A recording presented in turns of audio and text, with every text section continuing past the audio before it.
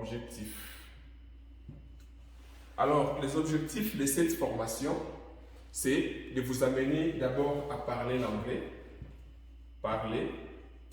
C'est le premier objectif. Comme vous le savez, une langue, ça se parle d'abord. C'est ça une langue, donc la langue doit se parler. Et j'aimerais que pendant cette formation, que vous soyez à même de bien vous exprimer en anglais, de bien parler l'anglais. Donc, le parler, c'est mon premier objectif. Et le deuxième, c'est écrire l'anglais. Voilà.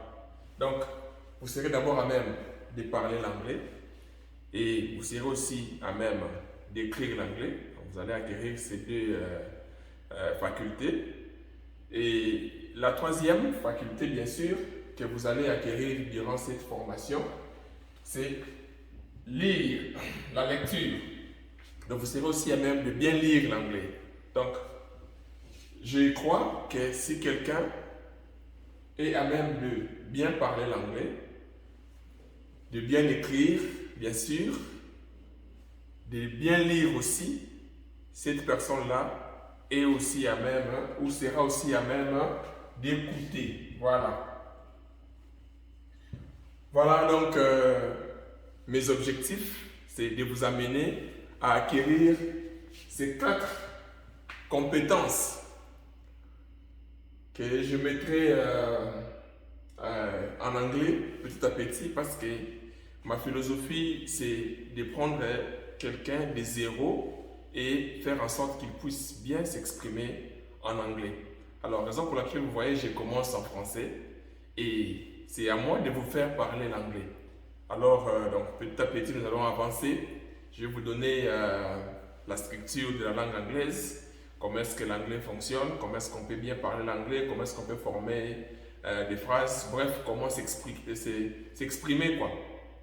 Donc, vraiment, suivez-moi petit à petit et je pense que dans peu de temps, chaque jour, vous parlerez l'anglais avec moi. Et vous ne parlerez pas des choses ramassées, mais vous parlerez des choses vraiment normales et précises. Voilà. Donc, je commence par mettre ces objectifs en anglais. Le premier objectif, c'est de parler l'anglais. Alors, parler en anglais, c'est read. Excusez-moi, parler en anglais, c'est speak. Speak. Donc, pendant cette formation, vous serez d'abord à même de parler l'anglais. Et parler en anglais, on dit speak. Speak. Alors ça, j'ai écrit ça comme ça. Quand vous voyez les 2 points, sachez que le i ici est long. Donc, vous n'allez pas lire ça speak, mais vous lirez speak. Speak. Speak. Et la deuxième faculté que vous allez acquérir, c'est écrire. Écrire en anglais, c'est write. Write. Vous serez à même d'écrire en anglais. Et la troisième faculté, c'est read. Read, c'est ça, lire. C'est comme speak. Ici aussi, on lira read. Voilà. Read, ça je mets comme ça pour que vous sachiez au moins comment lire ça, mais je vais expliquer ça petit à petit. Read. Et la 4e faculté, vous serez à même d'écouter. Listen. Listen. Alors, si quelqu'un est à même de parler, d'écrire, de lire et d'écouter, bien sûr, cette personne-là maîtrise la langue. Elle est déclarée comme une personne compétente.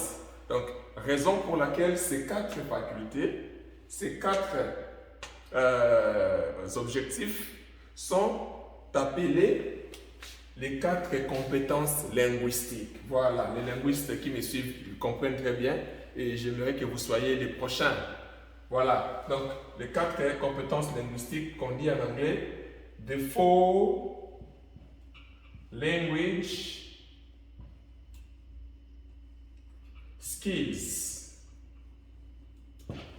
The 4 language skills. Tout ce que vous voyez ici, c'est un paradigme. Donc, 1, 2, 3, 4.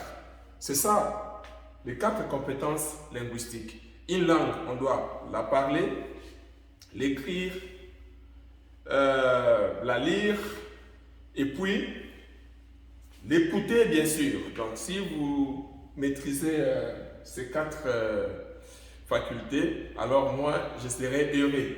Alors, pour vous faire arriver jusqu'à acquérir ces 4 compétences, je divise cette formation en 3 parties. 3 parts. 3 parts. Je peux dire partie ou section. C'est comme vous voulez. Alors, excusez-moi, je n'écrirai pas trop les français au tableau, non. Je vais beaucoup plus écrire en anglais et vous donner des explications pour que vous compreniez petit à petit.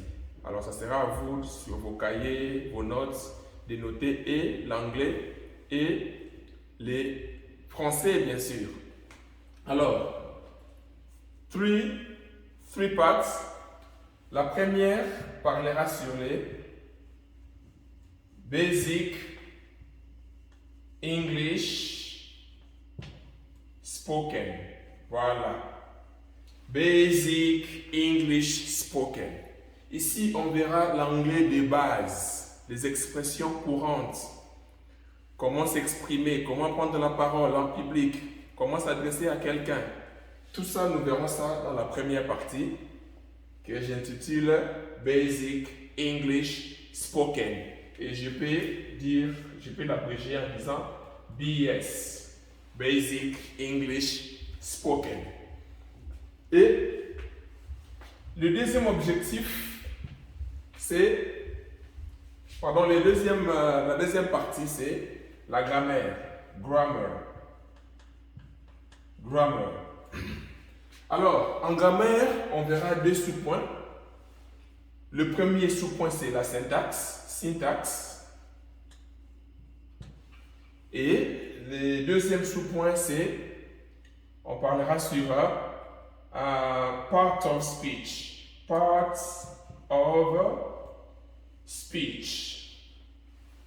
Alors, côté syntaxe, nous allons voir la structure de la langue anglaise, la place des mots sur une phrase peut-être, où est-ce qu'on met les noms, où est-ce qu'on met l'adjectif, où est-ce qu'on met l'adverbe, comment fonctionnent les prépositions et consorts. Et tout ça, prépositions, verbes, adjectifs, sont appelés parts of speech, les parties du discours. C'est qu'un mot peut être. Un mot peut être soit un nom, un verbe, un adverbe, un adjectif, un pronom, une préposition, une conjonction. Ça peut encore être quoi? Donc, une conjonction. Un mot peut aussi être une interjection. Et il y a un qui reste parce que c'est au nombre de 9. Un mot peut aussi être un article, voilà. Donc, nous allons voir ce que c'est un article, ce que c'est un nom, adverbe, verbe, adjectif, tout ça. Du côté part of speech, on le verra, on va les définir, on va voir comment est-ce qu'ils fonctionnent et comment est-ce qu'ils sont structurés dans une séquence, dans une phrase, bien sûr. Donc ça, c'est notre deuxième objectif. Et le troisième, c'est vous amener à bien prononcer. Voilà, la prononciation. Alors, cette troisième partie, je l'intitule Phonology. Phonology and morphology. Alors, phonology, je pouvais aussi dire phonétique, mais j'ai dit la phonologie parce que je me base sur l'anglais seul. Ici, nous allons vous donner comment est-ce que vous pouvez bien prononcer les mots anglais, comment est-ce que les mots anglais se prononcent. comment produire un bon son, comment écouter quand quelqu'un d'autre parle. Donc là, on verra ça du côté phonologie. Et je vous donnerai même, vous serez même à même d'écrire les mots en phonétique. N'est-ce pas, c'est fantastique? Petit à petit, parce que j'aimerais vraiment que cette formation soit vraiment une formation scientifique, comme je l'ai dit. Et la morphologie, nous allons voir les formes des mots.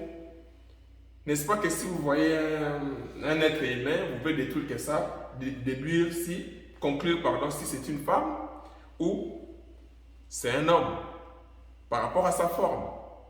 Et ici aussi, nous allons voir les formes des mots pour savoir si un mot est un adjectif, est un verbe qui au passé est une conjonction et ainsi de suite.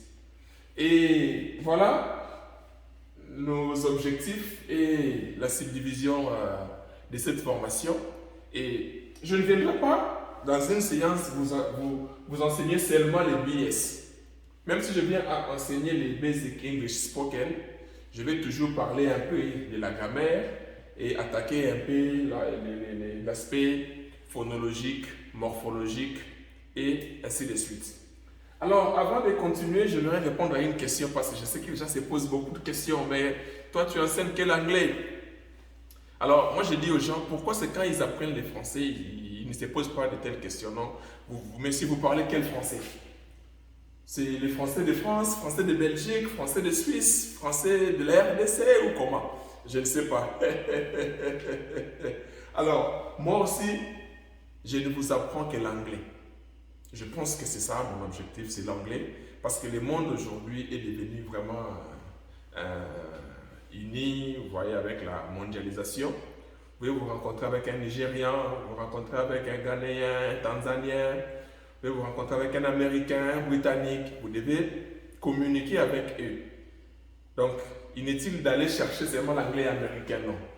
Connaissez l'anglais, parlez l'anglais, je pense que c'est la plus bonne chose. Mais mon anglais ici sera basé sur l'anglais formel qu'on appelle RP. RP English. Je vais essayer de m'adapter à cette façon de faire les choses. Vraiment, on va essayer. RP qui veut dire Received Pronunciation. Pronunciation. Et je pense que c'est le meilleur anglais. Vraiment, les gens ne vont pas me contredire, ceux qui connaissent. Et vous allez voir dans des dictionnaires sérieux, sont des dictionnaires RP. Et je peux vous conseiller les dictionnaires comme Oxford Dictionary. Je peux vous conseiller les dictionnaires comme Roberts, Collins. Et si vous voulez aussi, vous pouvez avoir un dictionnaire Cambridge, Longman, tout ça sont des bons dictionnaires. Malgré que mes préférences vont succéder dictionnaire, mais cela ne vous dérangera pas. Et vous allez remarquer que dans beaucoup de dictionnaires, on précise, quand on donne un mot, on donne le son britannique, on donne le son américain, et on donne aussi le son RP. Et moi, je vous conseillerais de prendre le son RP qui est vraiment le meilleur et qui va vous amener très loin. Alors, pour commencer, comme vous le savez, on commence par l'introduction toujours. Donc, on doit maintenant donner l'introduction après avoir donné les objectifs. Introduction.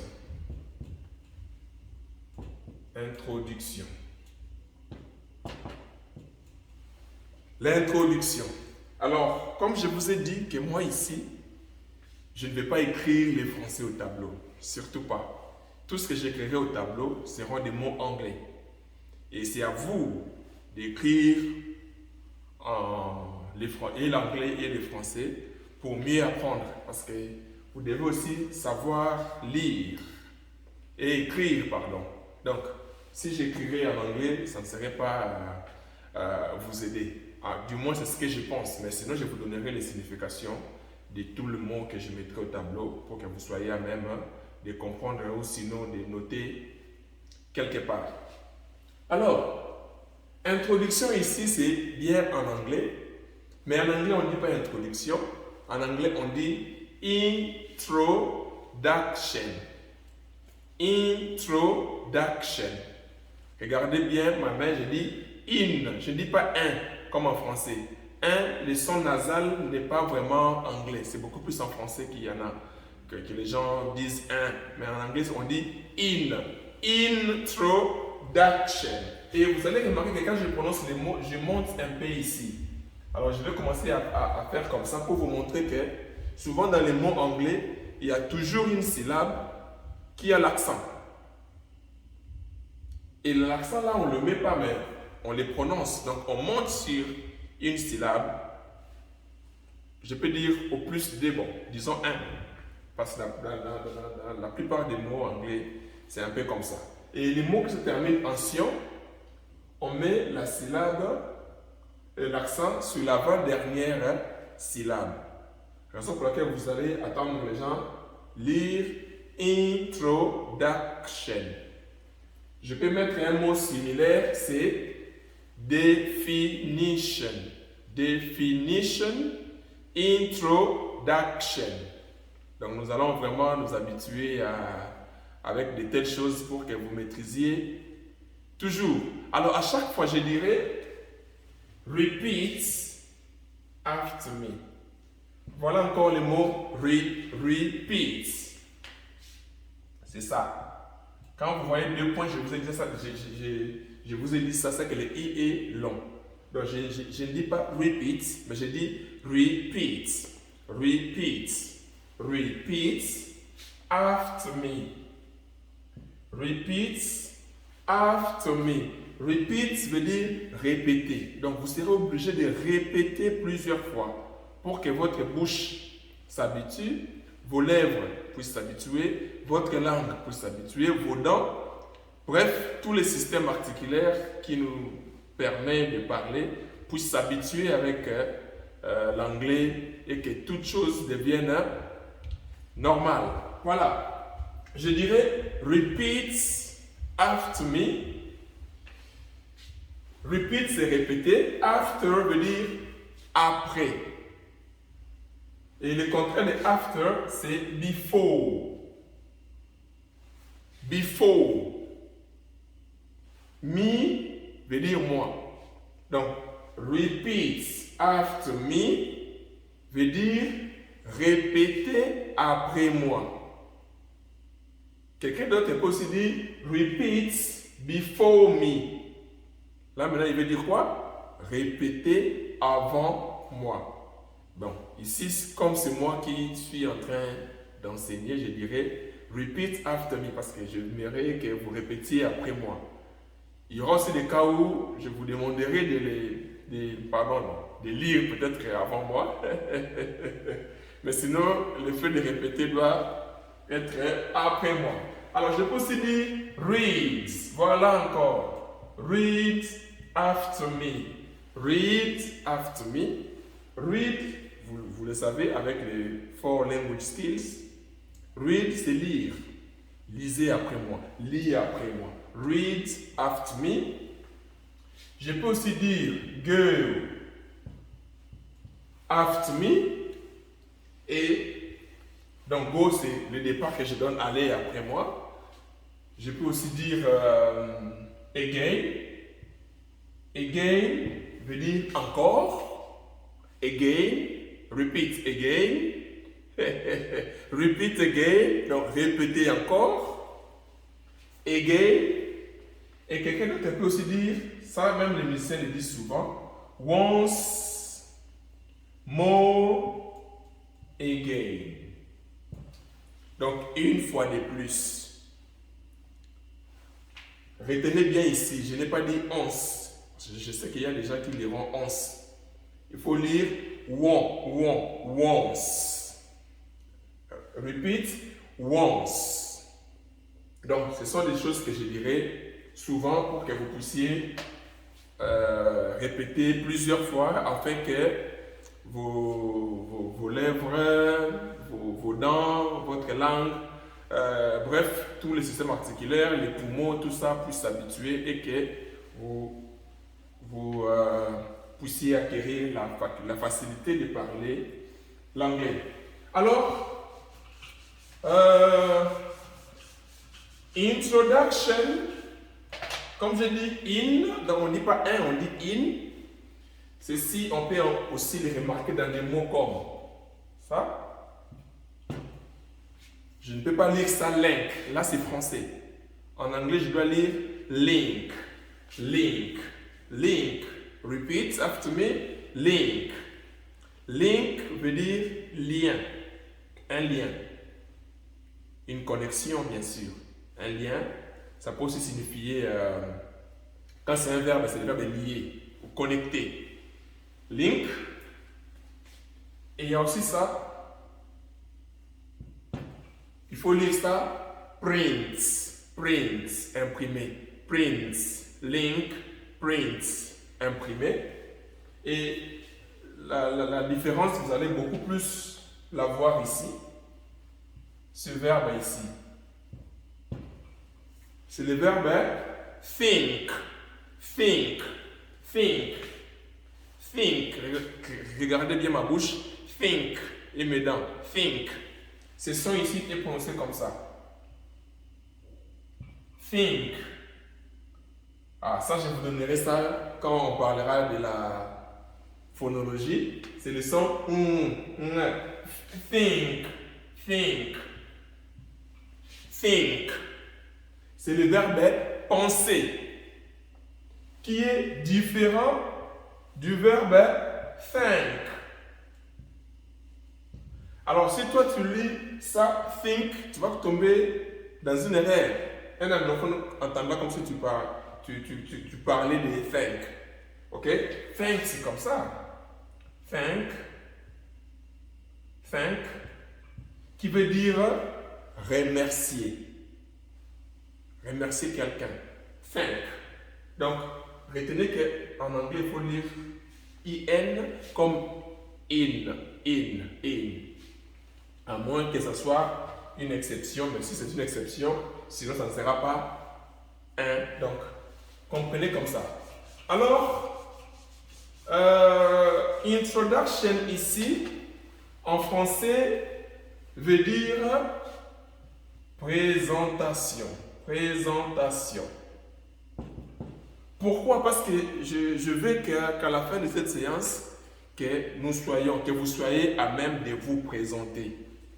De dire votre nom, ce que vous faites dans la vie, qui est-ce que vous êtes et qu'on sort dans toutes les informations, que cela puisse sortir de vous-même.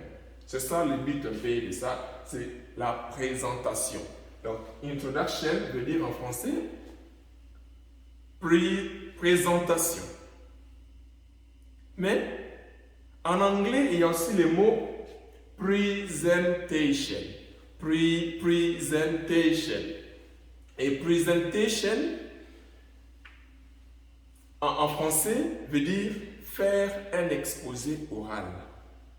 Bon. Ou un exposé oral. Un exposé oral. Parce que le verbe ici, c'est le verbe to present. To present. Et quand je souligne comme ça, comprenez que c'est qu'il faut monter ici. Donc, ce n'est pas to present, c'est to present. Present. Il faut respecter l'accent. To present. C'est exposer oralement, comme ce que je suis en train de faire ici. C'est ça le concept de presentation ou encore present. Parce que quand vous dites present, supposons present, cela veut dire un présent, comme un cadeau. Present signifie gift. Là maintenant l'accent est ici, sur la première syllabe. Donc vous voyez que les simples accents bouleversent même la signification d'un mot. C'est comme en lingala quand on dit licolo et quand on dit licolo, quelqu'un peut dire moto et il dit moto.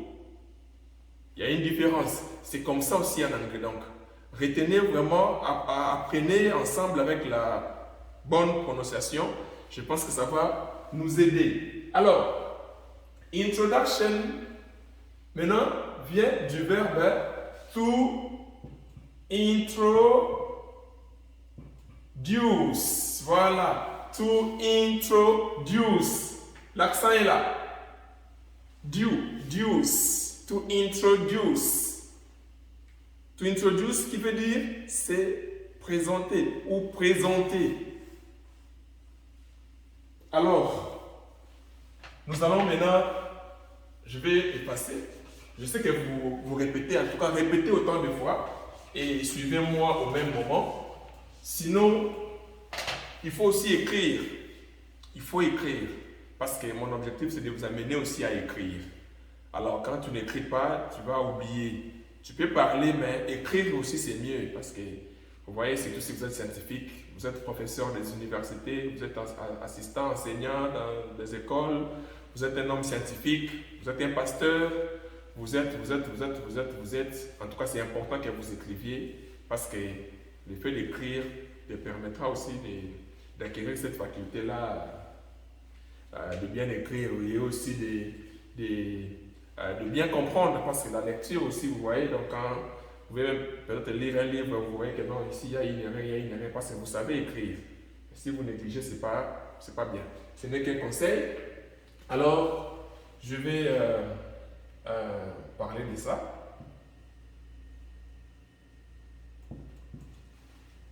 Et saintness. Alors, repeat after me. Donc, répétez après moi. Repeat after me. Et sentence. Et saintness. Donc, quelqu'un peut dire sentence. Quelqu'un d'autre peut dire saintness. C'est pareil, ne vous dérangez pas. Ok? Donc, alors, ici, je vais d'abord expliquer les mots ici. A, qu'on lit en anglais E. E, on le lit comme ça. Un E renversé. Et, c'est l'article indéfini en français, c'est l'équivalent de un ou encore une. Parce que l'anglais ne tient pas trop compte des féminins, des masculins. Ça existe, mais ce n'est pas trop, vous voyez. Donc, c'est un peu aussi un élément de différence entre l'anglais et les français. Donc, un ou une. Mais regardez ici. Introduction. Les mots commencent par une voyelle, mais ici c'est une consonne. Alors si je veux dire peut-être une introduction, je ne mettrai pas A, mais je mettrai AN comme ça. Que je lirai an introduction. An introduction. Donc si les mots commencent par une voyelle, bon, en phonologie on dit par les sons d'une voyelle, mettez l'article indéfini AN comme ça. Donc les deux veulent dire la même chose. Et l'article défini, nous avons the. The veut dire les, veut dire aussi la. Même l'air pluriel aussi, les. C'est toujours the. Donc, ça c'est l'article indéfini et l'autre c'est l'article défini, bien sûr. Alors, nous avons notre mot là-bas, sentence. Alors, un conseil que je vais vous donner, c'est que les mots français se ressemblent beaucoup aux mots anglais.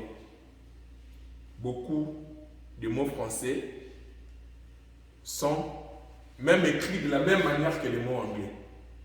Et la majorité, en tout cas beaucoup d'entre eux, ont aussi la même signification.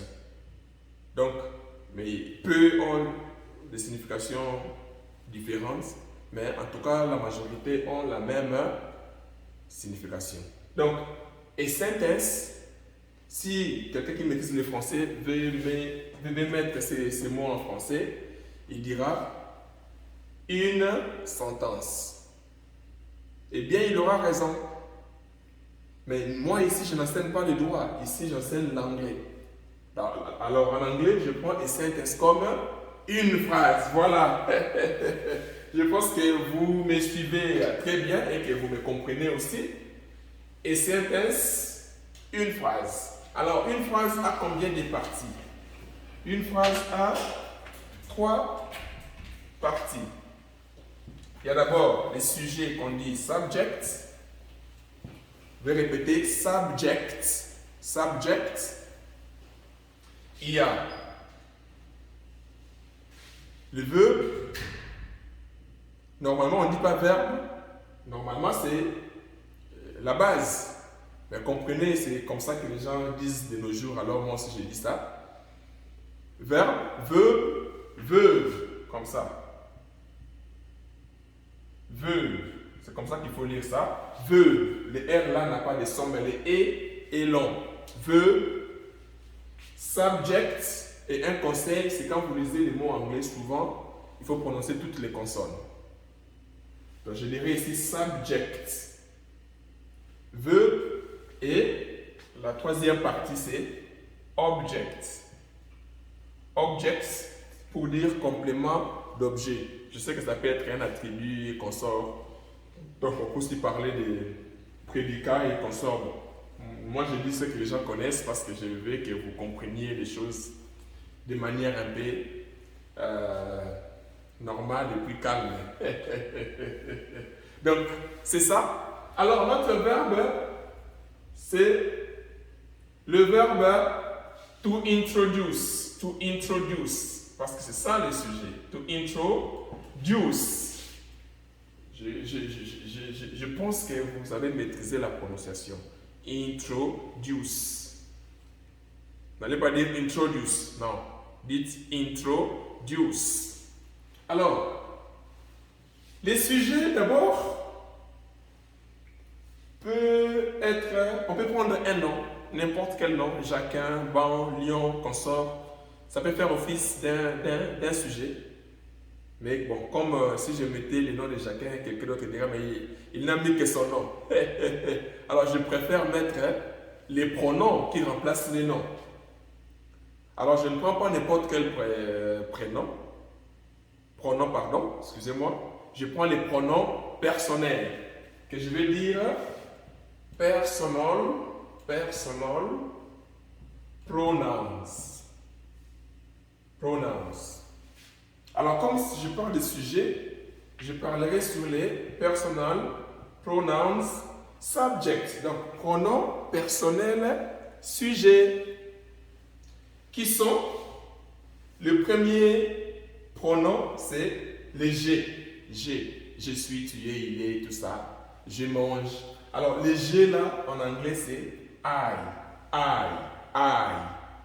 Comme I que nous mangeons, bien sûr. Alors, le I s'écrit toujours avec un I majuscule. Je dis bien toujours avec un I majuscule. Même s'il est à l'intérieur d'une phrase. Écrivez I toujours avec le I majuscule. Après les A, les G, c'est les tu. Les tu, en anglais, c'est you.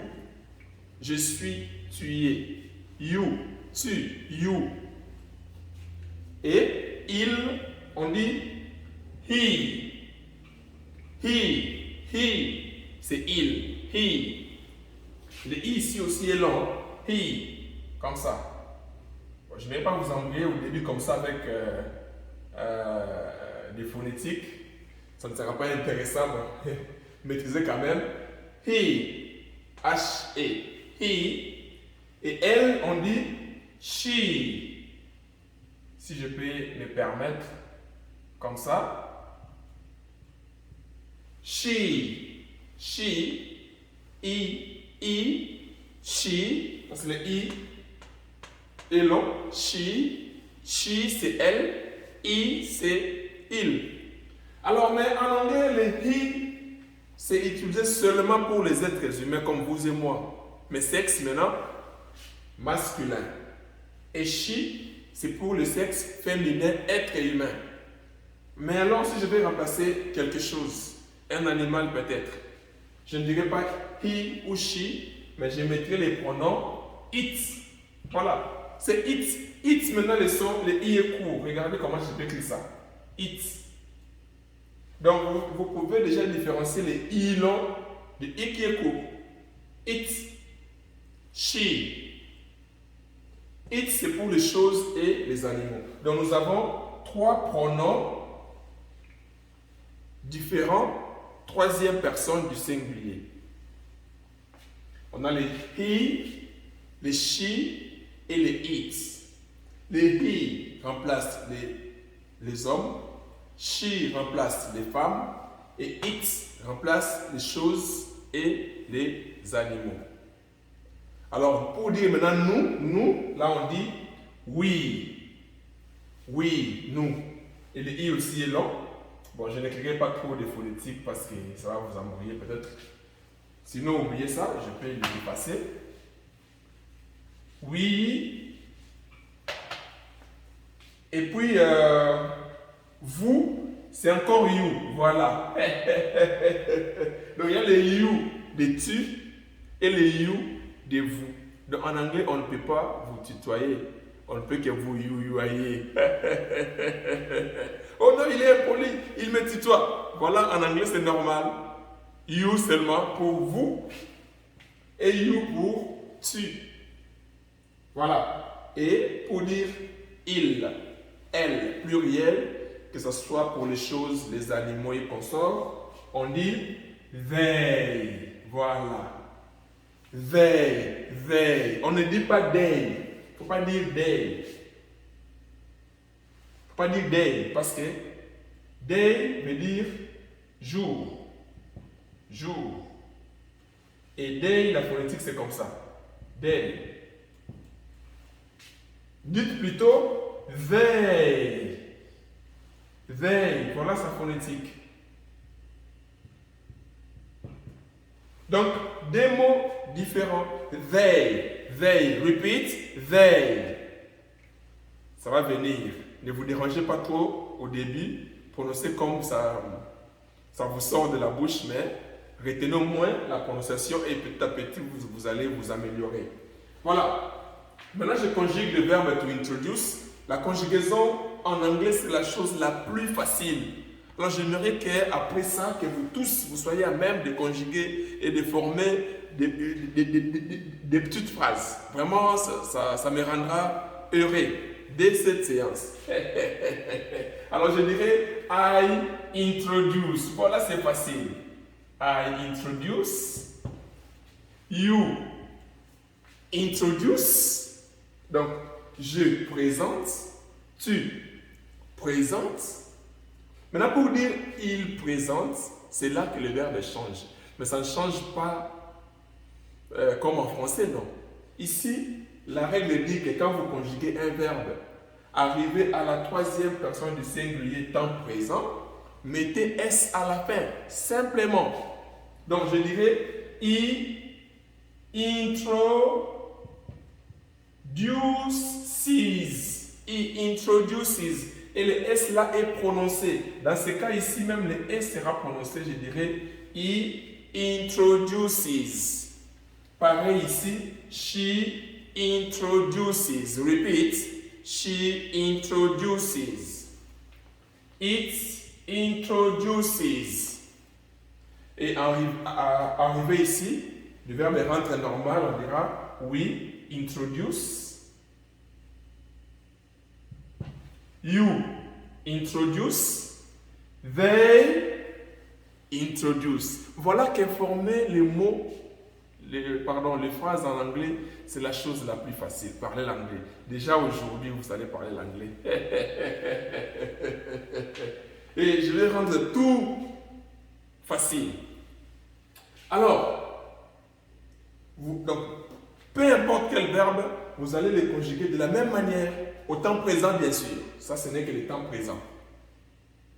Alors, je parle maintenant des objets. Complément d'objet qui peut être direct, indirect et consort. Alors, comme les objets sont aussi des noms, ici j'ai mis les pronoms. D'abord, si je mettrais des pronoms, pardon. Ici j'ai mis des pronoms personnels sujets. Là-bas, je mettrai des pronoms personnels compléments. Personal pronouns object. Personal pronoun object. PPO. Donc, habituez-vous déjà avec ça. C'est tout ça. Prenez ça au sérieux. Les pronoms personnels sujet. Et ce que je vais donner ici, les pronoms personnels compléments. Alors, j'ai, quand il passe là-bas, il traverse les verbes. Ça devient moi. Ou mais. Et les moi là, ou les mais, en anglais, on dit me. Me, voilà les me. Repeat after me. À part me, il y a aussi I. Donc, quelqu'un peut aussi dire I, toi et moi. Je peux dire you and I. You and I. Toi et moi. Toi et moi. Parce que you aussi, quand il traverse là-bas, le tu, quand il traverse là-bas, il devient t ou toi. Et on dit en anglais toujours you. You and I. You and me. C'est la même chose. Et le he, il, quand il traverse, il devient him. En français, ça devient il ou les. Ça dépend ici, c'est les pronoms, c'est les compléments d'objets directs ou indirects. Là, c'est pour le français. Il faudrait aussi, je pense que je sais que vous maîtrisez bien ces histoires-là. Et les she, elle, quand ça passe là-bas, c'est pareil, ça devient soit là, soit elle toujours. Ou encore lui. Hein. Donc, et pour les femmes, on dira her. Her. Repeat. Her. C'est elle. Et it pour les choses et les animaux, quand ça traverse, ça reste toujours it. Et maintenant pour dire nous. Nous. Bisso. Nous. Quand ça traverse, en anglais on dit us. Us. Nous. Toi, voilà, us. On va pratiquer bientôt, là je ne vais pas anticiper. Et les vous, quand ça passe là-bas, c'est toujours you. Donc, différenciez toujours les you de toi et les you de vous. Et they, il pluriel, quand ça passe là-bas, ou elle, ça devient soit eux, soit elle. Ça dépend aussi. Et en anglais, on dit them. Them. Them. Alors, on va faire une petite pratique. Je veux dire, donc je conjugue d'abord ce verbe ici, ou sont les phrases ici, je l'ai dit. I introduce me. Repeat after me, hein? Répétez après moi. I introduce me. You introduce you. He introduces him. She introduces her. It introduces it. We introduce us. You introduce you. They introduce them. Alors, qui peut dire je les présente? Je présente mon frère peut-être. Mon frère, c'est la troisième personne, n'est-ce pas? Ça sera him. Je dirais I introduce him. Ça peut être peut-être Joseph, mon frère Joseph. Je présente Joseph. Je dirais I introduce Joseph. Et si j'enlève Joseph, je dirais I introduce him. Vous comprenez? Et si je veux dire je présente Sandra, par exemple. Sandra. Par exemple, en anglais, on dit for example. For example. Voilà, c'est une expression que je vous donne déjà. Repeat, for example. Donc, je ne dirai plus ça en français. À partir de maintenant, je dirai seulement for example. Après, je vous donnerai aussi son synonyme. Mais répétez d'abord ça. For example, Sandra. Je présente Sandra, je dirais I introduce Sandra. Si je vais remplacer Sandra, je dirais I introduce her. Mais si peut-être je vais présenter mon chien, mon chat ou quoi que ce soit, il est là, chat en anglais ou chien, on dit dog. Dog. I introduce the dog. Alors je dirais I introduce it. Et pour dire je nous présente, je dirais I introduce us. Et pour dire, voilà, qui peut dire vous nous présentez, vous, pluriel. You introduce us. Ok? Et ici, on peut pratiquer, on dit me, you. Et s'il y a un garçon ici, je vais le pointer pour dire him, lui. Et s'il y avait une fille, je dirais her. Et ça, je dis it.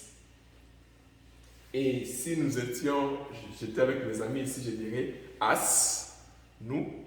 Et pour vous, c'est you. Et pour eux, je dirais them. Alors c'est comme ça que vous devez normalement pratiquer. Et j'aimerais encore mettre... sinon, je vous promets que je vais faire une séance pratique. Hein. Ça, c'est le cours que je suis en train d'enseigner.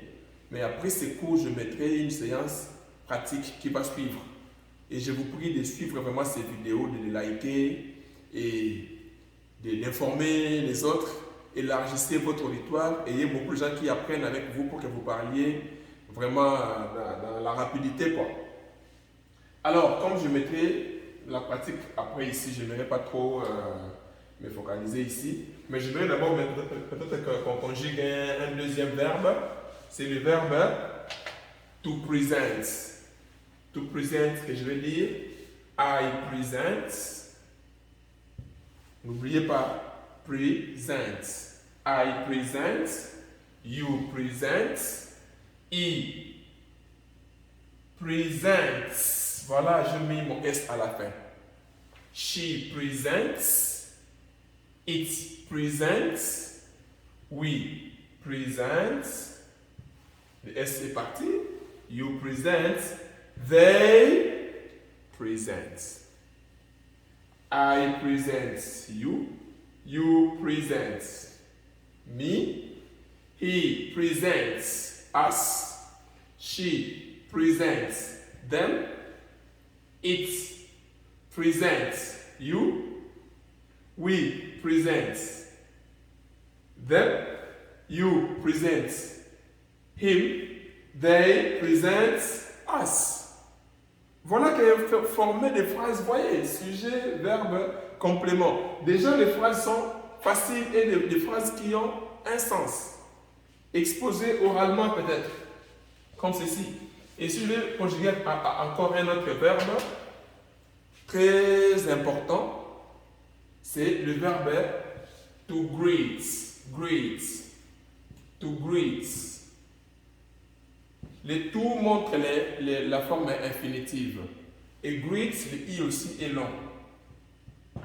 C'est le verbe saluer. Alors j'aimerais que vous saluez votre ami. Chaque matin, saluez les parents, saluez les frères, saluez tout le monde dans des textos. Alors comment le dire? On va dire I greet. I greet you. Je te salue. I greet you. You greet me. I greet you. You greet me. Thank you. Gatsan, Nida. J'essaie un peu. Voilà, là c'est un peu de coréen. Ouais. Oubliez ça, excusez-moi. You greet me. He greets. Voilà le S qui est venu. He greets us. Il nous a salués. Ah, il est gentil, hein? Il nous a salués. Wow. Thank you very much. Merci beaucoup. Voilà encore ceci. Thank you. Thank you. Pour dire merci, thank you, je peux simplement dire thanks. Avec S à la fin. Thank you ou encore thanks. Quelqu'un qui vous rencontre et qui vous dit I greet you. Thank you. Thank you. Mais il faut aussi des fois réciproquer. Là, tu vas dire I greet you too. Alors, tout ici veut dire aussi. Alors, excusez-moi, j'ai écrit en français. Hein? Tout, c'est des O. I greet you. Thank you. I greet you too. Thank you. Dites ça déjà à vos amis, à vos frères, à vos parents les matins. Oh, Daddy, I greet you. Daddy, c'est papa. Daddy, pour dire papa, on dit Daddy. On peut aussi simplement dire Dad, papa. Quelqu'un peut aussi dire papa. C'est aussi anglais.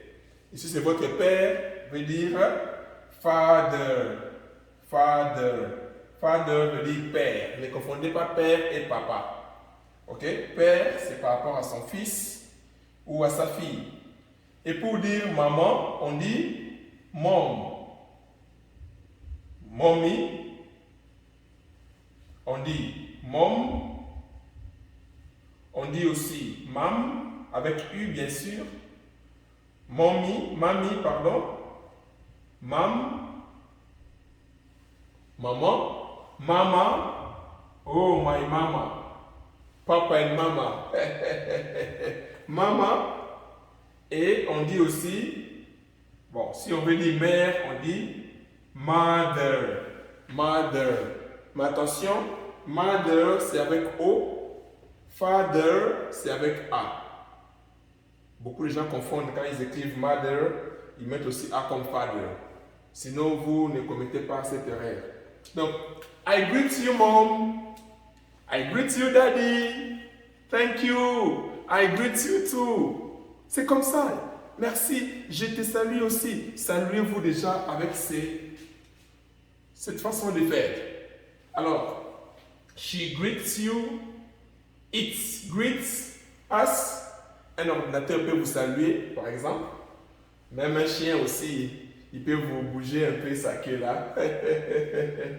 Alors, oui, ça rentre. We greet. You greet. They greet. Voilà. Avec ça, déjà, vous pouvez déjà vous faire des petites phrases.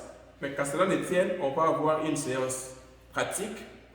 Après ça c'est une leçon que vous devez normalement suivre pour comprendre la structure, les séquences. Et dans les séances pratiques, là, je serai beaucoup plus anglais. Donc, je vais aussi commencer à expliquer. Alors, comme vous le savez, mon objectif, c'est que vous puissiez vous présenter vous-même. Parce que c'est de vous que ceci concerne. Jamais sans vous. Donc, c'est un peu ça. Alors, comme vous devez vous présenter, c'est que la flèche tourne vers vous. Et quand la flèche tourne vers vous, cette relation est appelée la réflexivité. La réflexivité. L'élément boucle, l'élément est en relation avec lui-même. Alors, la réflexivité en anglais est traduite par les préfixes. Je dis bien les préfixes self. Self, auto, self. La flèche tourne vers toi-même. Donc, je ne dirai plus ici introduction, non. Je vais maintenant dire self-introduction. Self-introduction. Parce qu'il faut que vous vous présentiez vous-même. Self-introduction. Voilà la réflexivité. Et quand quelqu'un est toujours lui, en anglais on appelle cette personne selfish. Selfish veut dire aussi égoïste. Égoïste. selfish, égoïste, toujours lui, toujours lui. Donc, comprenez les mots self et selfish. Et il y a aussi un sport que les gens pratiquent souvent, qu'on appelle self-defense. Self-defense, self-défense. Là, vous apprenez à vous défendre en cas de danger. Tu apprends comment esquiver peut-être une attaque avec un couteau, tout ça, comment vous protéger, comment aider les autres. Voilà le self-défense. Donc c'est ça le mot self. Légitime défense aussi. On peut aussi le traduire comme ça en français. Self. Donc quand il y a des mots self, c'est que la flèche est tournée vers vous-même. Alors, le verbe aussi change. Ce n'est plus le verbe to introduce seul, parce que maintenant self s'est ajouté.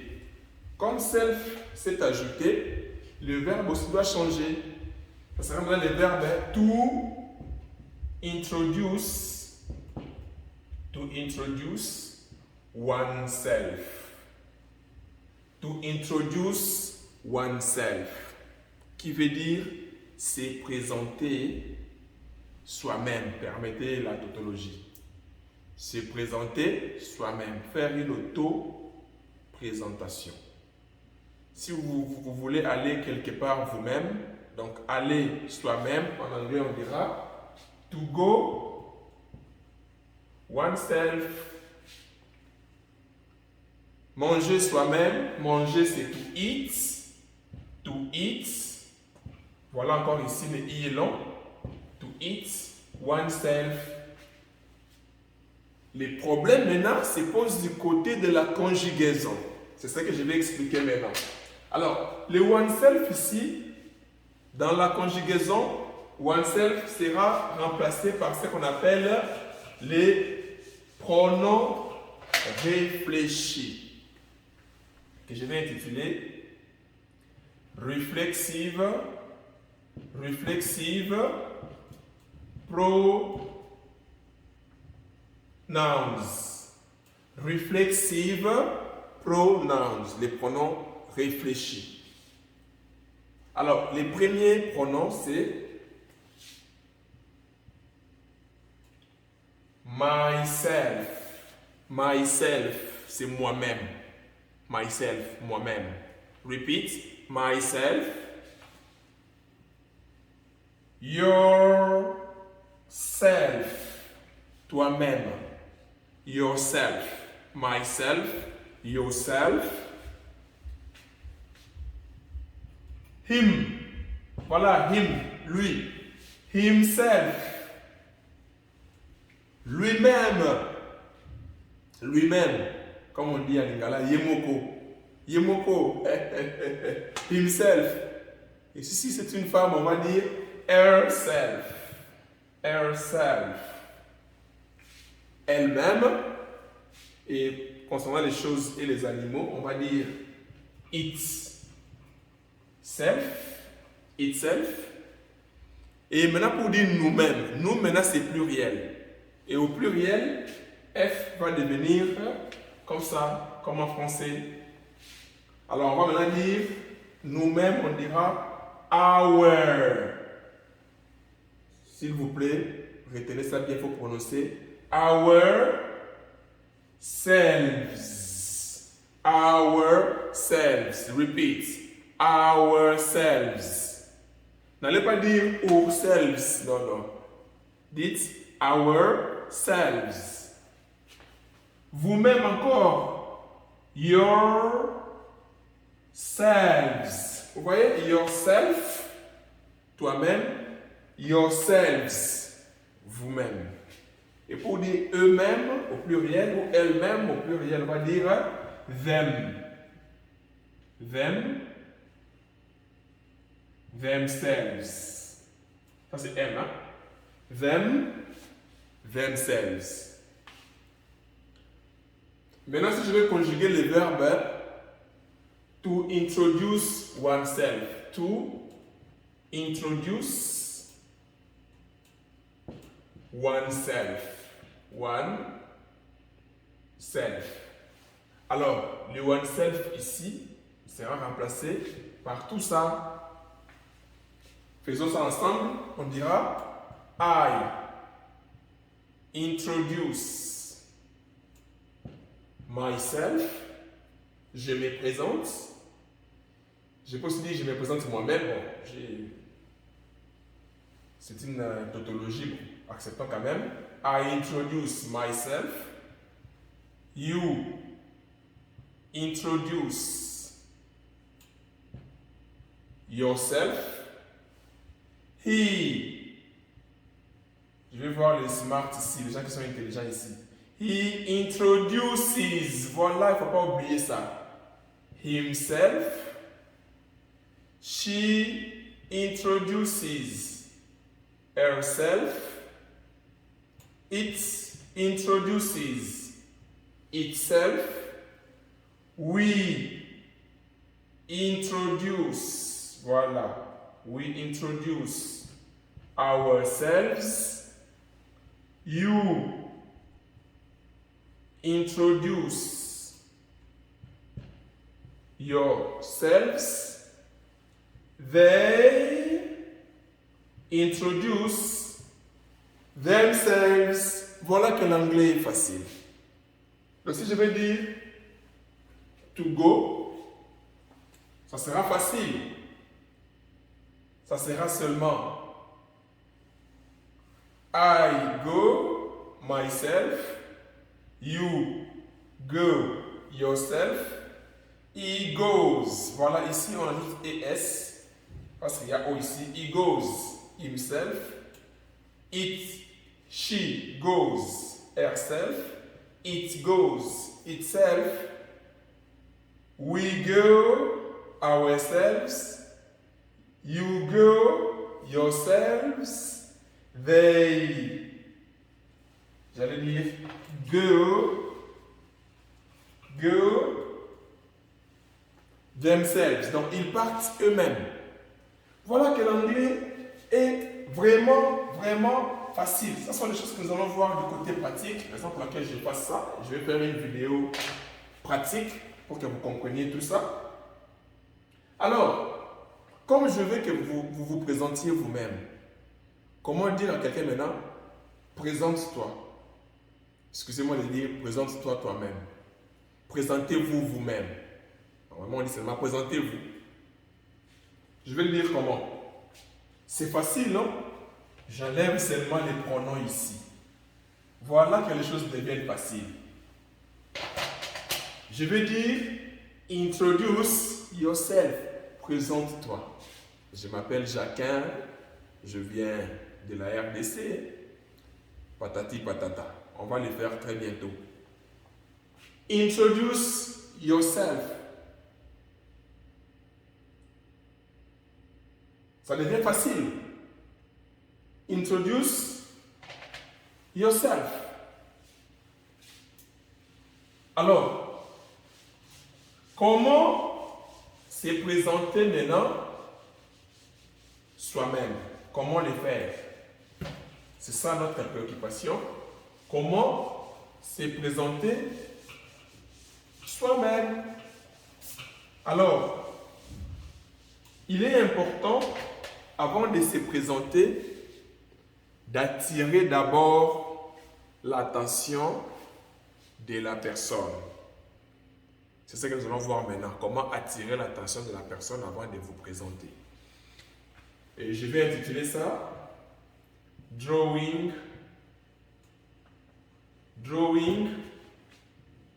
somebody's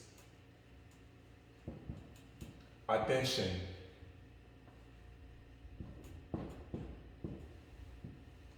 Ne vous dérangez pas, je vais tout expliquer. Drawing somebody's attention. Repeat. Drawing somebody's attention. Drawing somebody's attention. Alors, le premier mot ici, c'est drawing. Drawing, en réalité, c'est le verbe to draw. Ça s'écrit bien sûr avec A. Mais A suivi de W, le A se lit O. C'est comme ça l'anglais. Je ne dirais pas ça draw, je dirais ça draw.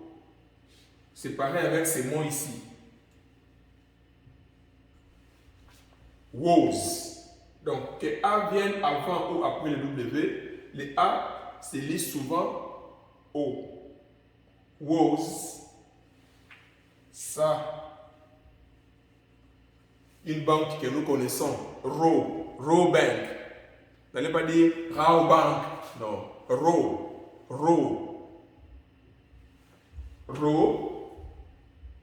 Row veut dire clear.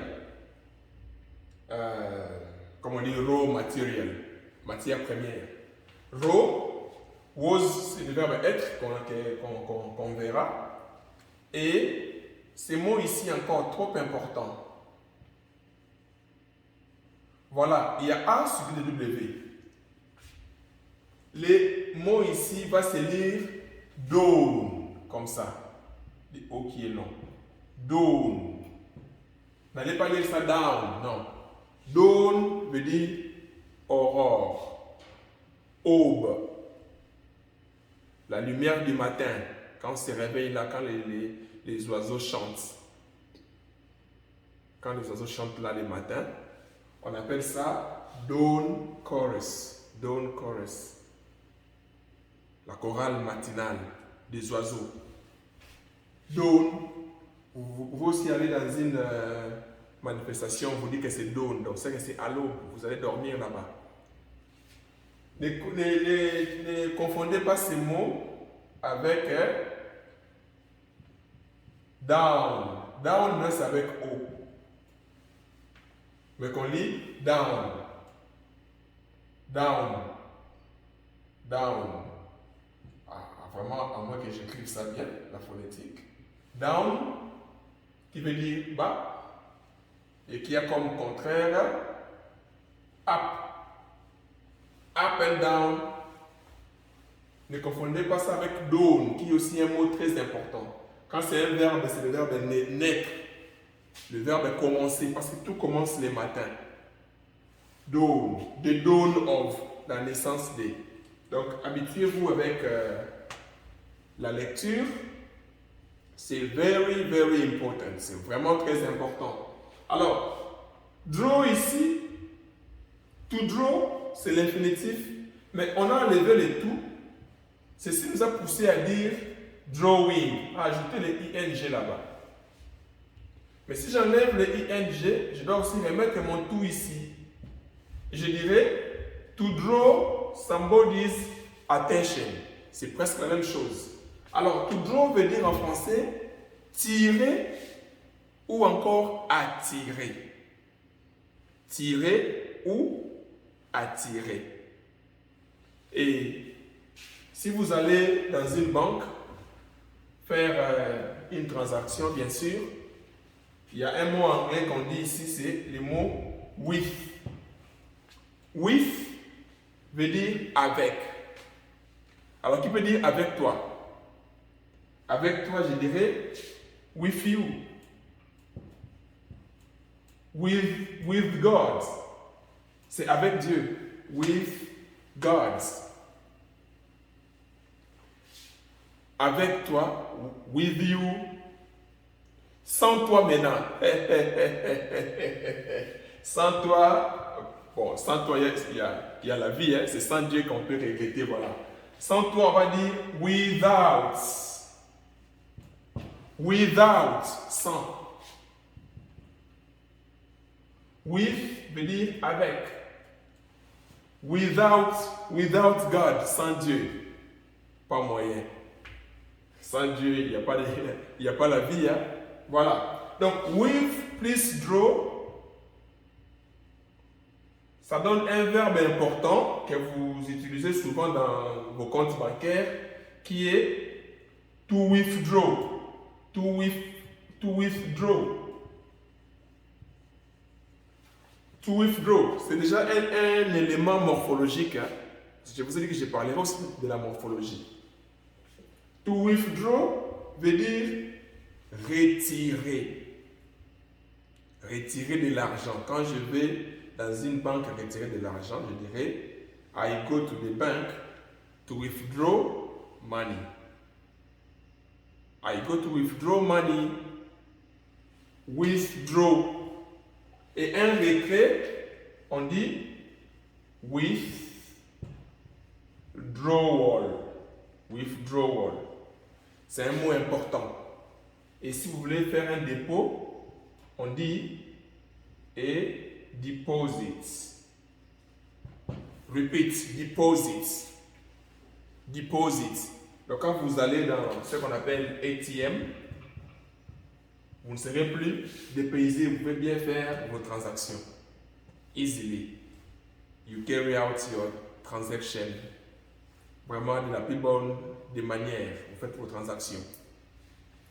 Alors, donc, draw veut dire tirer ou encore attirer.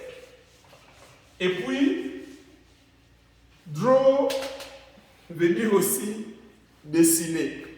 Voilà, c'est l'anglais, dessiner aussi, dans un autre contexte. Donc, si on disait a draw, ça peut aussi signifier un dessin. Alors, il faut toujours contextualiser. Le contexte, c'est très important quand on apprend une langue. Il faut contextualiser. Alors, to draw, ici, je peux remplacer to draw par to attract, for instance. For example, voilà, j'avais déjà donné, for example, je peux aussi ajouter for instance. For instance. For instance. For instance. L'autre dit for instance. C'est for example. For example. For instance. Le verbe, for example, le verbe to attract. To attract. Je peux aussi dire attracting somebody's attention. Attracting somebody's attention. Alors maintenant, je vais parler du mot somebody. Donc ça, c'est attirer. Ça c'est O, hein? Somebody est composé. Somebody, on peut aussi dire someone. Someone. Je ne vais pas dire anglais américain, anglais britannique, c'est l'anglais. Somebody, d'autres disent someone. Comme vous voyez, c'est composé de deux mots. Il y a some et puis il y a body. Comme là-bas, il y a some et puis il y a one. Alors, some est un quantificateur, bien sûr. Il exprime une certaine quantité. Et some veut dire quelqu'un, certain, du, des. Vous voyez? Comme on dit, donne-moi de l'eau. Donne-moi de l'eau. En anglais, on dira give me. C'est une expression, bien sûr. Give me, donne-moi some money. Oh, bon. Give me some money veut dire donne-moi de l'argent. Donne-moi de l'argent. Donne-moi de l'eau, on dira give me some water. Donne-moi de l'eau. Give me some water. Donc vous comprenez l'utilisation des some. Et some est souvent affirmatif. Et si on met la phrase à la forme négative ou interrogative, some va devenir any. Donc je peux aussi dire anybody. Anybody. C'est pareil. Question de forme. Supposons ici, je vais dire ne me donne pas de l'eau. Je sais que je vais vous enseigner ça. Je vais dire ici don't give me any water. Don't give me any money. C'est un peu ça. Dans la forme négative, some devient any et dans la forme interrogative aussi ou interronégative. Mais pas toujours, on verra des petites exceptions. Mais pour l'instant, retenez les règles que je suis en train de vous donner. Et body, my body. Body veut dire corps. Mon corps, my body. Vous allez acheter les body lotion dans des boutiques ailleurs. Et il y a aussi ce qu'on appelle les skin. Skin, c'est la peau, votre peau. Body, c'est votre corps. Skin, c'est la peau. Et la sœur là qui est à l'intérieur, qu'on dit qu'elle est faible là, la chair. En anglais, on dit flesh. Flesh. Vous vous souvenez de skin light. Skin light. Skin light, donc peau claire. Light veut dire clair. Light. Skin light, peau claire. Alors, retenez ces petites règles que je suis en train de vous donner. Et nous allons maintenant parler de ces petits S là. Vous les voyez petits, mais les petits mais costauds comme on dit. Il est costaud ce S là. Je vais l'intituler The Possessive Forms. Possessive forms. Les formes possessives. Ça, le verbe c'est to possess. To possess. Et je monte ici. Presents. Ok? Possess. Retenez ça très bien s'il vous plaît. Possess. Et dans ce verbe ici, le premier S se prononce Z. Possess. Possess. Posséder. Avoir. Donc, possessive forms veut dire les formes possessives. Et je vais commencer par les possessive adjectives. Adjectives. Les adjectifs possessifs. Alors, le premier c'est my. My veut dire en français moi et pardon. My veut dire mon, ma et mes. Je vais expliquer. My veut dire mon, ma, mes. Et puis il y a your. Vous voyez, my de myself. Hein? Your, yourself. Your veut dire ton, ta, et puis tes, pluriel. Et puis après your, il y a his. His veut dire son, sa, c'est. Je vais expliquer. Après, il y a her. Voilà. Her, ici, à ne pas confondre avec les her qu'on a vu du côté pour pronom personnel complément. I introduce mom. I introduce her. Ça s'écrit de la même manière, mais ça n'a pas la même signification. Là-bas, c'est un pronom personnel complément. Ici, c'est un adjectif possessif qui veut dire son, sa, c'est.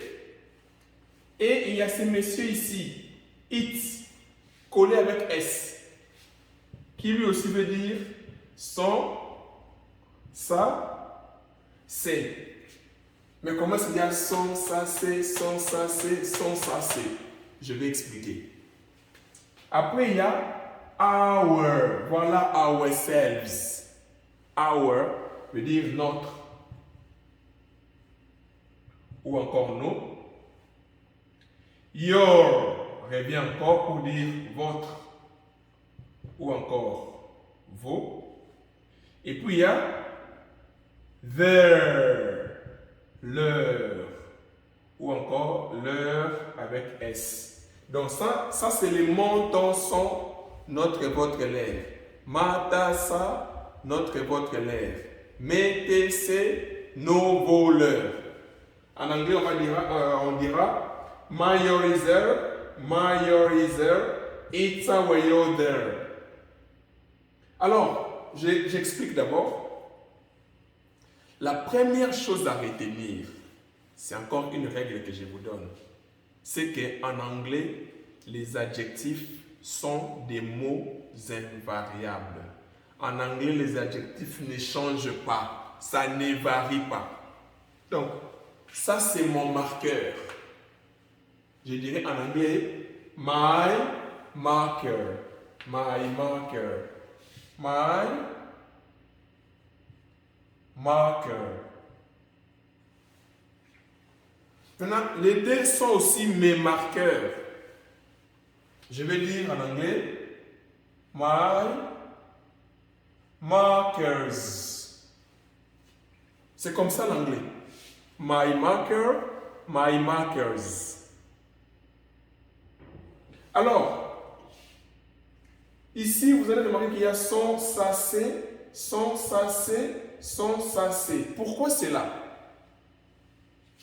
Ça, c'est mon marqueur. My marker. Je suis le possesseur de ces marqueurs. Et les marqueurs, c'est ma possession. Alors, en français, je vais dire mon marqueur parce que je fais allusion à la possession, au bien que je possède. Mais en anglais, on ne regarde pas la possession, mais les possesseurs. Si le possesseur est un homme, on dira his marker. His marker. Et si le possesseur est une femme, on dira her marker. Her marker. Et si la chose appartient à un animal ou à quelque chose, on dira its marker. Je ne sais pas si je le fais comprendre, mais je le pense. Donc, le stylo de Sandra est égal à her marker et le stylo de Paul est égal à his marker. Et le stylo d'un Samsung, on dira its pen. Excusez-moi, je parlais de stylo. Hein? Donc, je ne dirais pas marker, je vais dire pen. Pen. C'est ça, les trois pronoms, les trois adjectifs possessifs ici. Our, maintenant c'est notre. Your, c'est votre. Their, c'est leur. Et on va faire la séance pratique dans un nouveau cours, dans une nouvelle vidéo. Là, on verra la pratique, bien sûr. Ici, j'enseigne d'abord. Et ça sont les...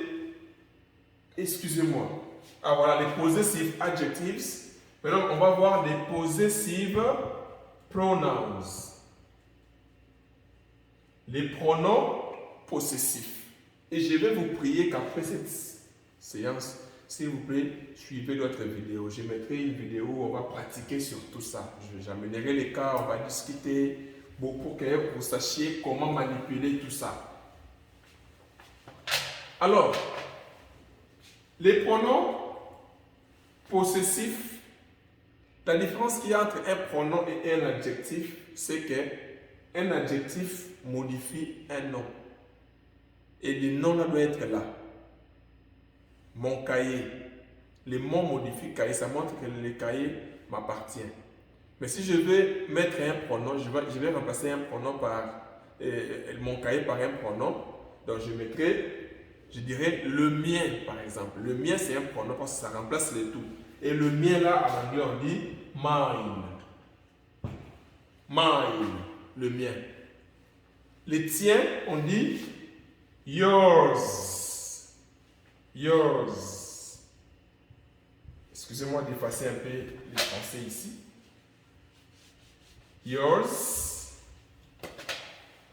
Les siens, on va dire his.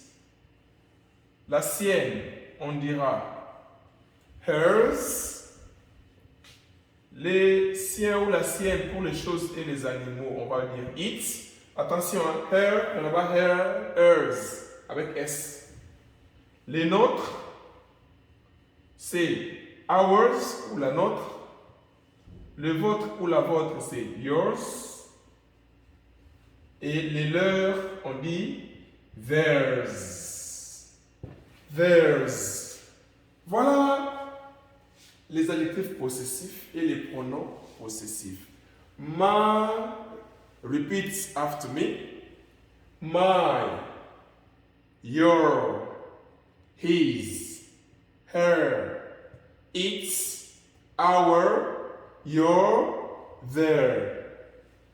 Ici les pronoms mine, yours, his, hers, its, ours, yours, theirs. Voilà. Donc, je peux passer pour attaquer ces petits S-là. Et je vous prie de suivre la vidéo sur la pratique qui interviendra après. Alors, les S ici, on appelle ça possessive case. The possessive case. Les cas possessifs. Les cas possessifs. Donc, ici, c'est ça. Normalement, on devait dire the attention of somebody. The attention of somebody. L'attention de quelqu'un. Mais les anglophones voient cette façon de dire assez longue. Et pour dire long ou longue en anglais, on dit long. Long. Too long even. Assez long. Très long. Alors, ils veulent rendre ça comment? Short. Court. Short. Comme ça. Prononcez comme ça. Short. Le R là, ne prononcez pas. Short. Court. Alors, qu'est-ce qu'ils font? Ils enlèvent le off là. Ils enlèvent l'article qui est ici. Et on fait l'inversion. Alors, on dit Sam. Body. On met apostrophe S pour montrer qu'il y a une inversion. Donc, c'est comme ça un peu. Somebody's, n'oubliez pas l'apostrophe. Somebody's attention. Voilà. Et je vais mettre l'attention ici entre parenthèses pour dire que c'est optionnel. Il y a des cas où je peux seulement dire somebody's. Si on parle de l'attention, on comprend que c'est l'attention de quelqu'un. L'autre cas, je dis, ça c'est 1. 2, je peux dire the pen of Sandra. Ah, Sandra a du succès. The pen of Sandra. Travaillons ensemble, ça va tomber, ça tombe, on fait l'inversion. Lui, il va là-bas, on va dire Sandra's pen. Optionnel. L'autre cas que je peux donner, supposez qu'on dise the car of the teacher. Voilà. The car of the teacher. The car of the teacher. Of the teacher. Of the teacher. Ça tombe. Attention, l'article là va rester. Celui-ci aussi tombe. Ça va donner the teacher's car. Mais regardez maintenant ici. Quand je dis the car of the teachers. Ici, maintenant, teacher est au pluriel. Ça tombe, et ça va donner the teachers. Je mets l'apostrophe car. Je ne peux plus mettre encore un S parce que déjà un S là-bas pluriel qui fait office. Je ne mets que l'apostrophe. Et l'apostrophe en anglais on dit apostrophe. Ça s'écrit comme en français, mais on lit ça. The apostrophe. L'apostrophe. Very important. Très important. Alors, mais regardez ici, quand je dis the car of James. Il y a un S là-bas. Mais James, ce n'est pas un mot, un nom qui est au pluriel, c'est le nom d'une personne. Ici, je vais dire James,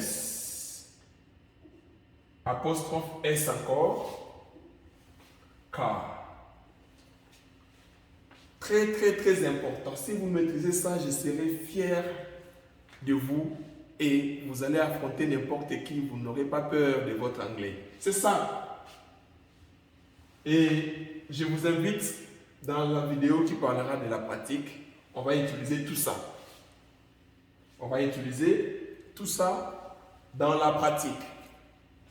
Alors, je peux effacer. Je ne vais pas être rapide. Alors, maintenant, comment attirer l'attention de la personne? Comment en anglais on dit how? How veut dire comment. Attirer c'est quoi? To draw. How to draw. Vous voyez, how to draw somebody's attention. Ouh. Vraiment, c'est fantastique. J'allais même dire que c'est cocastique. Là, je plaisante. Voilà, how to draw somebody's attention. Comment attirer l'attention de quelqu'un? Alors, on va dire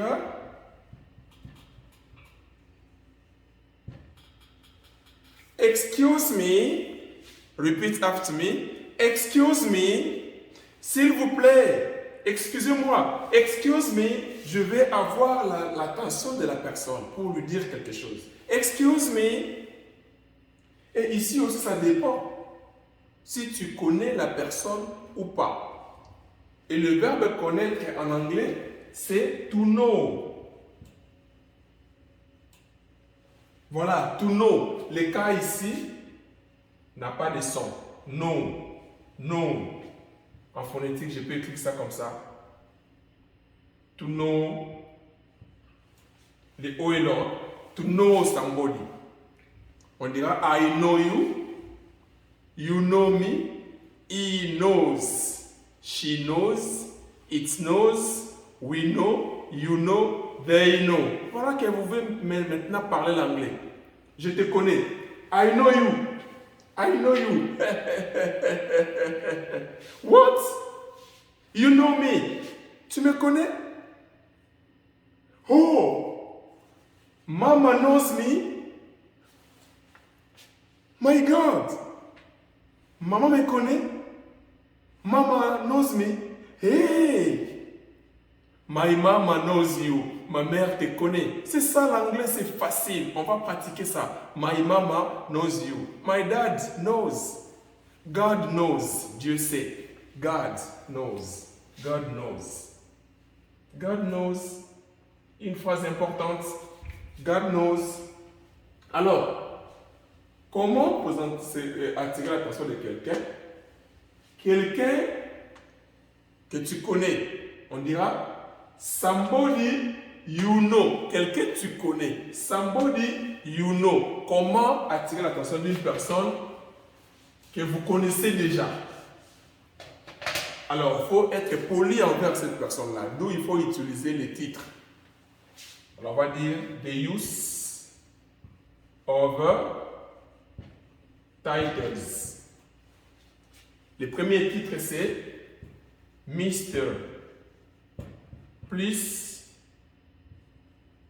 male's name. Donc, name of male. Et male veut dire les hommes. En anglais, on dit male, les hommes. Un homme, le sexe masculin, on dit male. Et si on veut abréger Mr, on écrit seulement MR, comme ça. MR, ça c'est Mr. Alors, exemple, je vais dire Mr. Kabongo. Mr. Kabongo. Ça c'est Mr en anglais. En français, pour dire monsieur, on écrit comme ça. Monsieur Kabongo. Mais aujourd'hui, les gens, pour écrire monsieur, ils mettent comme ça. Bon, vous voyez que l'anglais prend de l'ampleur. Donc, on est obligé de se conformer à l'anglais. Donc, c'est un peu ça. Mr. Kabongo. Deuxième titre, ça c'est un. Deuxième, c'est Miss. Miss plus female's name. Excusez-moi. Female's name. Donc, les noms des filles. Name veut dire nom. Plus female's name. Example given. On va dire Miss Sandrine. Voilà. Miss Sandrine. Mais pour les femmes, à part Miss, il y a aussi ça. Troisième titre, il y a ça. MS comme ça. Qu'on lit Miss. Miss. Quand une femme est déjà une cadre ou un cadre dans une entreprise, quand une femme est déjà, vous voyez, autoritaire ou elle est mariée, tu ne connais pas son mari et consort, ou tu respectes la dame, même Miss aussi c'est respect. Bon, Miss c'est un peu, vous voyez quand une femme est déjà un peu, je pense que vous comprenez. Alors, place female's name. Female's name. Et ici, on va dire, example given, Miss Sandra, toujours, Sandrine. Voilà, bon, j'aimerais prendre un nom connu. Je vais dire Miss. Je prends la femme de qui? Miss Nadège. Miss Nadège. Voilà notre sœur qui chante très bien. Miss Nadège. Et pour les femmes, il y a encore un autre. C'est quand la femme est mariée, maintenant vous voulez mettre le nom de son mari. Là, on utilise un titre spécial, MRS, qu'on lit Mrs. Mrs. Ça, c'est quand la femme est mariée. Alors, Miss Nadège, on va dire Mrs. Mbouma. Quelqu'un peut dire Mrs. Atoms. Donc, c'est la femme de Monsieur Atoms. Mbouma. Tout ça, tous ces titres ici, c'est avec les noms. With name. Entre parenthèses, je mets ici obligatory. Obligatory. Obligatory. Il faut mettre les noms obligatoirement. Ne me voyez pas, Mister, Mister Wana Penza, Mister Wana. Non, non. Mister Kabongo, Mister Paul, Mister avec le nom. Miss Sandra, Miss, ok? Et ainsi de suite. Alors, Si tu ne veux pas mettre les noms, sans les noms, on dira maintenant without name. Là, on va dire lady. Lady, mademoiselle, sans les noms. Excuse me, lady. Oh, yes. Un garçon va dire gentleman. Gentleman, sans les noms. Un jeune homme. Lady, quelqu'un d'autre peut aussi dire less. Ça se dit aussi. Là-bas aussi, on disait lady. Bon, ce sont des anciennes choses qui ne sont plus d'actualité. Et pour dire madame, on dit madame. Madame. Madame, en anglais, on ne met pas les noms. Madame, en anglais, on ne met pas les noms. Et pour dire messieurs, messieurs, on dit seulement comme ça. Sir, go, sir. Faut bien lire ça comme ça. Ça, c'est les sons. N'allez pas dire sir, non, c'est sir, sir, sir. Excuse me, sir. Ok? Alors, je vais effacer. Maintenant, nous allons attirer l'attention de la personne et nous allons terminer aussi, je pense, ici. On a presque tout vu et je bénis Dieu parce qu'il m'a donné la force de presque tout dire.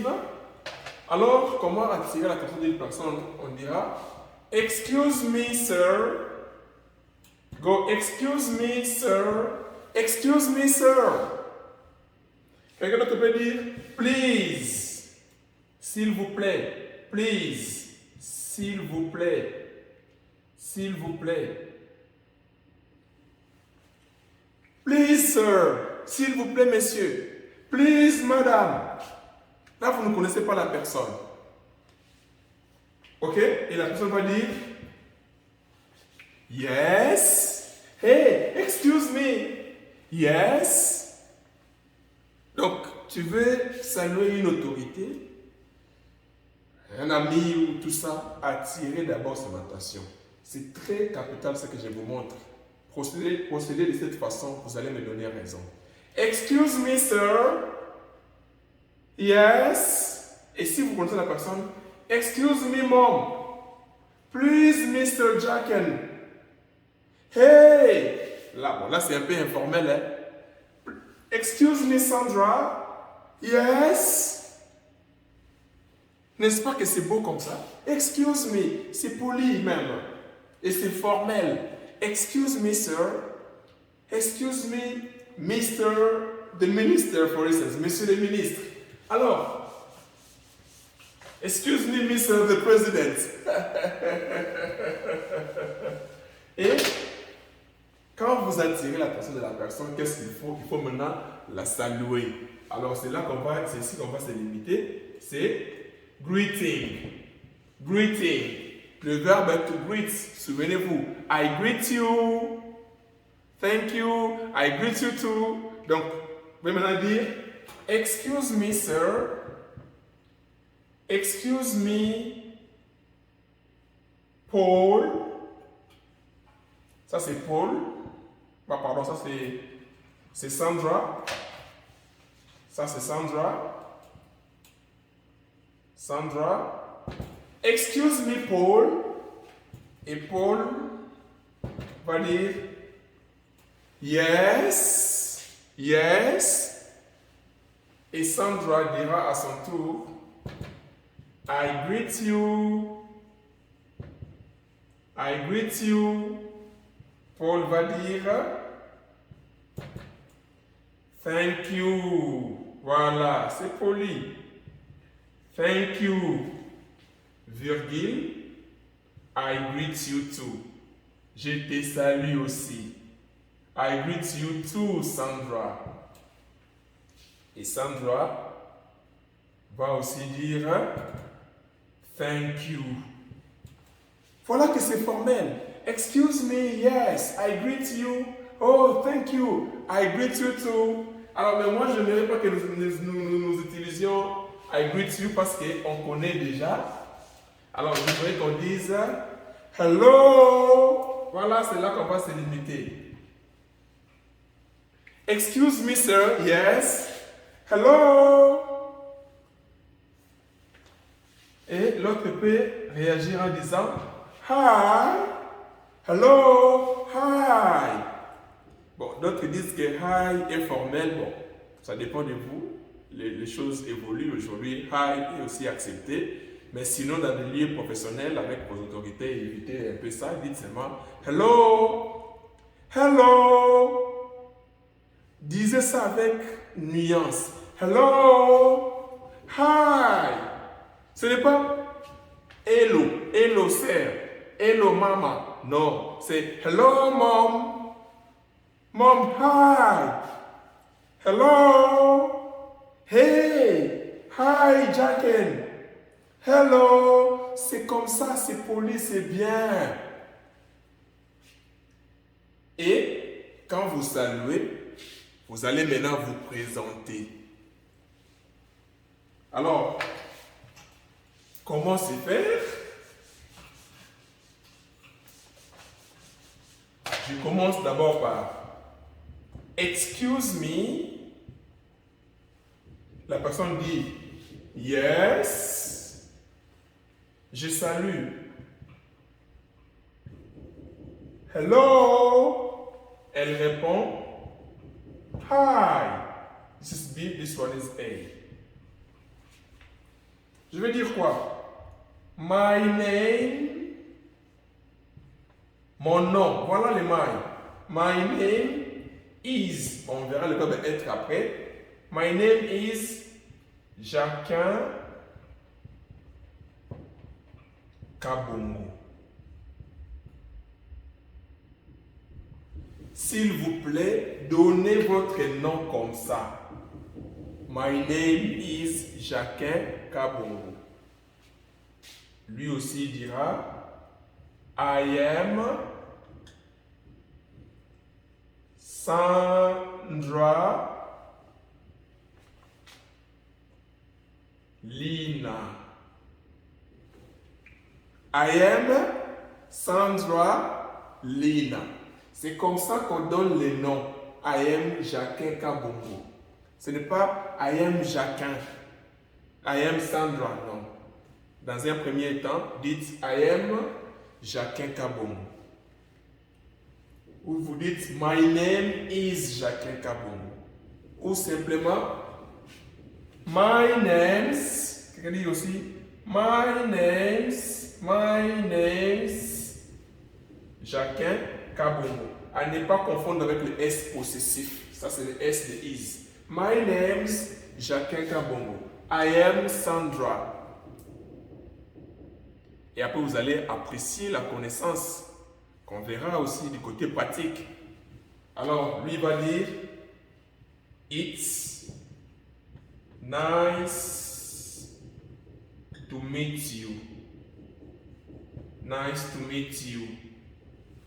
Ceci veut dire enchanté de faire votre connaissance.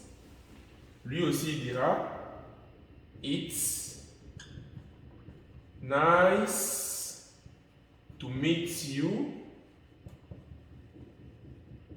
too aussi. It is nice to meet you too. Alors je peux mettre ça comme ça pour dire que les deux ici sont optionnels. Hey, excuse me. Yes. Hello. Hi. My name is Jacquin Kabongo. I am Sandra or Sandrine Lina. Oh, nice to meet you, Sandra. Nice to meet you too. Alors après, je vais dire call me. Ah, voilà. Call me, je donne mon nickname, mon sobriquet. Je dirais call me Jacoul. Call me Jacoul.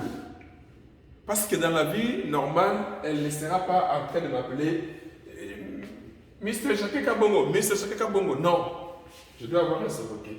Call me Jacoul. Elle aussi pourra aussi dire people call me Sandy. Bon, ici je peux dire Sandrine.